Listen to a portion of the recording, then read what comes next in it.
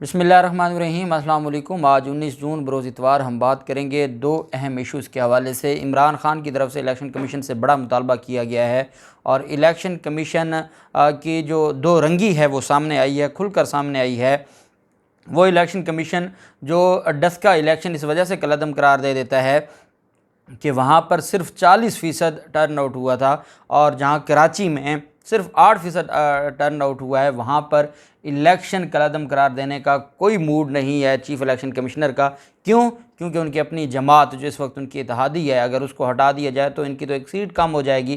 पहले गिनती के एक दो लोग हैं जो जिसकी बुनियाद पर ये अपना जो हुकूमत है वो करके बैठे हैं, तो उनके लिए तो बड़ा मसला हो जाएगा। इमरान ख़ान की तरफ से बड़ा दबंग और तगड़ा मुतालबा किया गया है और ये मामला अदालतों में भी जा रहा है, उसकी तफसील मैं आपके साथ शेयर करूँगा। साथ हम बात करेंगे जो तरमीम थी इलेक्शन कानून में और साथ नैब कवानीन में, उस पर उसको रिजेक्ट कर दिया गया, उसकी तफसील भी मैं आपके साथ शेयर करूँगा। पहले मैं आपको बताता चलूँ कि ये अमेरिका के और दुनिया के बड़े दानश्वर इनको समझा जाता है और दुनिया के मोतबर तरीन अहले दानिश में से हैं नोम चॉम्स्की। उनकी तरफ से एक स्टेटमेंट दी गई है।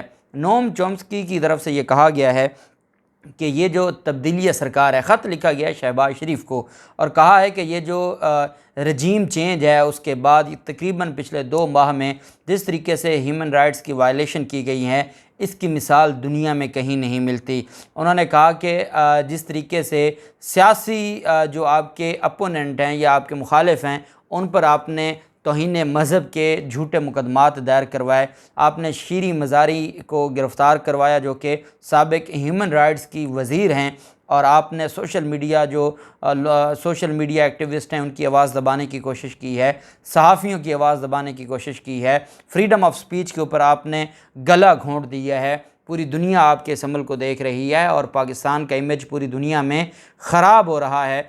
और ये कहा गया है कि जिस तरीके से 25 मई को जो एक पुरअमन एहतजाज का हक़ आपने छीना है और जमहूरियत का जो जनाज़ा निकाला है उसकी शदीद अल्फाज में मज़म्मत की गई है। और ये पूरी दुनिया शहबाज शरीफ की इस जो पॉलिसी है, क्योंकि हम देखते हैं कि पूरी दुनिया में जब भी पाकिस्तान की बात आती है तो हमेशा अक़लियतों को जो हकूक़ पाकिस्तान में हासिल हैं बाकी ममालिक में हासिल नहीं हैं, क्योंकि हमारे तो मज़हब का हिस्सा हैं कि हमने अक़लियतों का ख़याल भी करना है, उनको इज़्ज़त भी देनी है और उनके हकूक़ का भी ख्याल रखना है।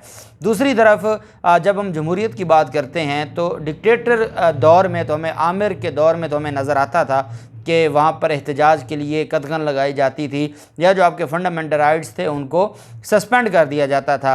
ये वो सिविल आमिर है जिसकी हुकूमत में जो फंडामेंटल राइट्स हैं प्रैक्टिकली उनको सस्पेंड कर दिया गया है। आप आर्टिकल 10A की बात करते हैं, आप जो फ्रीडम ऑफ स्पीच है, फ्रीडम ऑफ इंफॉर्मेशन है, फ्रीडम ऑफ मूवमेंट है, फ्रीडम ऑफ असेंबली है, ये सारी चीज़ें तो आप छोड़ दें। आप सिर्फ ये देख लें कि जो फेयर ट्रायल का एक हक़ है हर शहरी का, वो हक़ भी इन्होंने छीन लिया है। और उसकी वाज़ेह मिसाल सानिया मॉडल टाउन का केस है।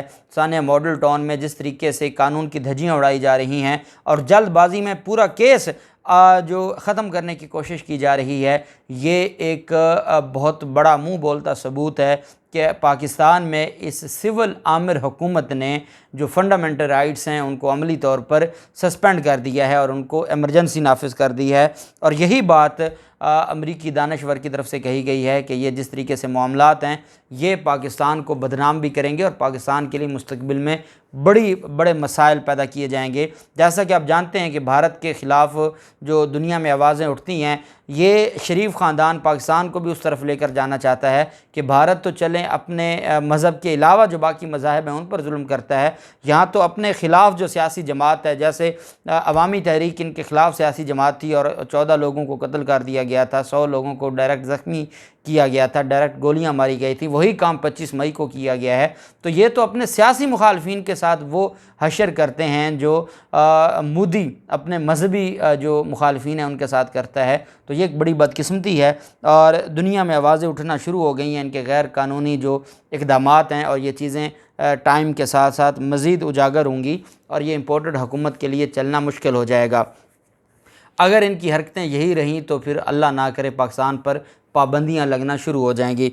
दूसरी तरफ जो इमरान खान की तरफ से बड़ा मुतालबा किया गया है वो NA 240 कराची का जो ज़िमनी इंतखाब है उसको कलअदम करार देने की मुतालबा किया गया है। आप जानते हैं कि NA 240 में जिस तरीके से चंद वोटों से TLP को हराया गया, TLP जीत रही थी, फिर उसके बाद RTS बिठा दिया जाता है और फिर जितवाया जाता है। क्यों कि TLP का नहीं पता, TLP को अपनी सियासत बचाने के लिए एक सीट वो नून लीग पर कुर्बान करने वाले नहीं थे, लेकिन MQM की तो एक सीट थी जिससे वो 7 लोग पूरे करने थे, जो नंबर है वो पूरा करना था, क्योंकि MQM के साथ जो वादे और जो अहद व पैमा और मुआहदे किए गए थे वो तो कोई भी पूरा नहीं हुआ। कराची के लोगों के लिए, हैदराबाद के लोगों के लिए जो बात की जाती थी कि उनके हकूक़ की जंग MQM लड़ रही है, वो तो पूरी कौम के सामने वाज़े हो गया कि कोई जंग नहीं थी, सारा तमाशा था और बुरी तरह नाकाम हो गई ये इम्पोर्टेड हुकूमत कराची के लोगों के हकूक़ पूरे करने के लिए। लेकिन आप अंदाज़ा लगाएं कि इमरान खान पर कितना एतमाद है इस कौम को कि जिस इलेक्शन में इमरान खान नहीं थे, इमरान खान ने दिखा दिया है कि वहाँ सिर्फ 8% टर्न आउट रहा है और इससे बढ़कर और जुल्म क्या हो सकता है, उस पर इमरान खान की तरफ से ये मुतालबा किया गया है। और ये सियासी कमेटी का इजलास था, उसे इमरान खान ने ख़िताब किया और इमरान खान का कहना था कि NA 240 में शफाफ इंतखाब कराने में इलेक्शन कमीशन की कारकर्दगी मायूस कुन रही। 8% टर्न आउट अवाम का इंतखाबी अमल से लातल्की का इजहार है। इमरान खान का कहना था कि इलेक्शन कमीशन ने डस्का का ज़िमनी इंतखाब 40% टर्न आउट के बावजूद कलअदम करार दिया था।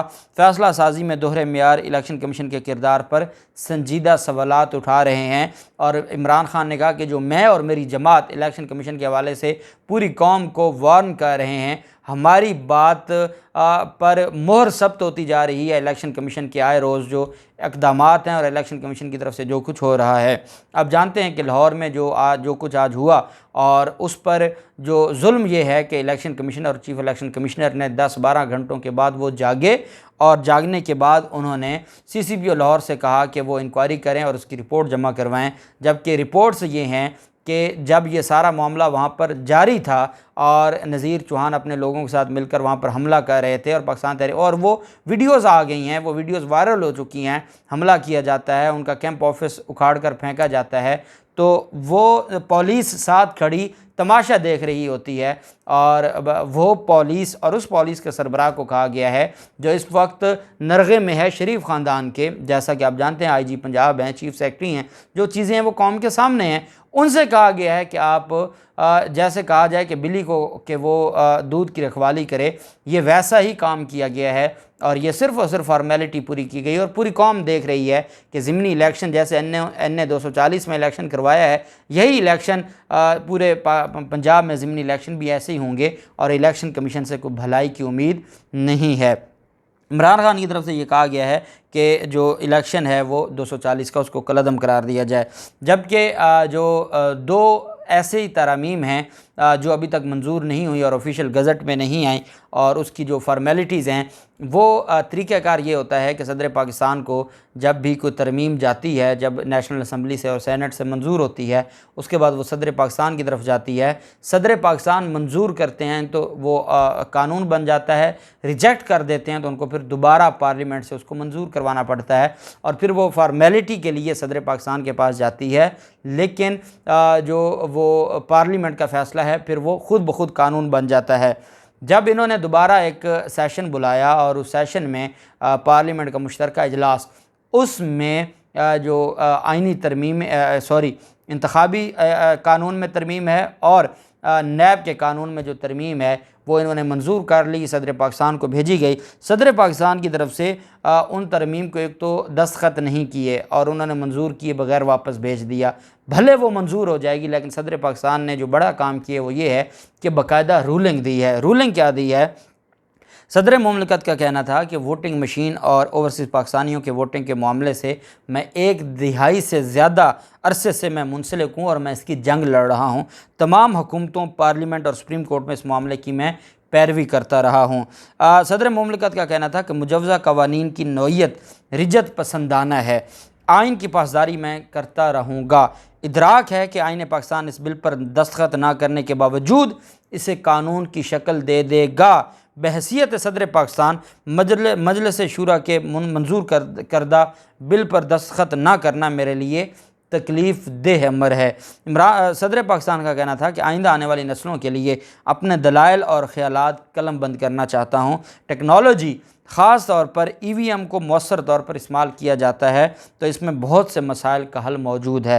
टेक्नोलॉजी हमेशा से मुतनाज़ और चैलेंज शुदा इंतखाबी अमल में अबहम, इख्तलाफात और इल्ज़ामात को कम कर सकती है।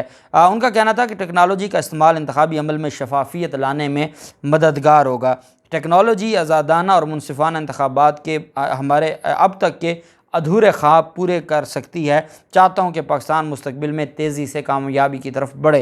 उन्होंने कहा कि आज के मसाइल हल करने के लिए जदीद और नए साइंसी तरीक़ों को भी बरूए कार लाना चाहता हूँ। पार्लिमान के दोनों अतराफ़ में एतमाद साजी के फ़रोग़ और शराकतदारों की शमूलियत के बग़ैर इस्लाहात मुमकिन नहीं। राय साज़ों और फ़ैसला साज़ों की जानिब से इस आम फहम चीज़ को नज़रअंदाज क्यों किया गया, ये मेरे लिए एक मुअम्मा रहेगा। उन्होंने कहा कि ये जो कानून है ये पाकिस्तान को नुकसान तो पहुंचा सकता है, पाकिस्तान को फ़ायदा नहीं देगा। इस वजह से बड़े भारी दिल के साथ मैं इस कानून को और इन जो बिल्स हैं इन पर बग़ैर दस्तखत किए, बग़ैर मंजूर किए, मैं जानता हूं कि आने पाकिस्तान में ये लिखा है कि मैं दस्तखत नहीं भी करूंगा तो वो बिल मंजूर हो जाएंगे, लेकिन मेरी ज़िम्मेदारी बनती है कि मैं कौम को और कौम की नस्लों को ये बताऊँ कि ये कितना बड़ा नुकसान होगा पाकिस्तान के लिए, रियासत पाकिस्तान के लिए।